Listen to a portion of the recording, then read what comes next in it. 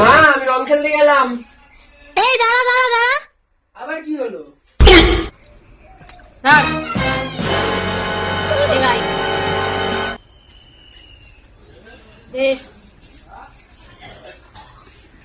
আগের বার কিন্তু জুতো হারিয়ে ফেলেছিলিস, এবার যদি জুতো হারিয়েছে না তোর একদিন কি আমার একদিন, মাথা কাজানো যা। কিছু ঘন্টা পর এই তোর আরেকটা জুতো কই? ওই আরেকটা জুতো না ওখানে হারিয়ে গেছে। কি?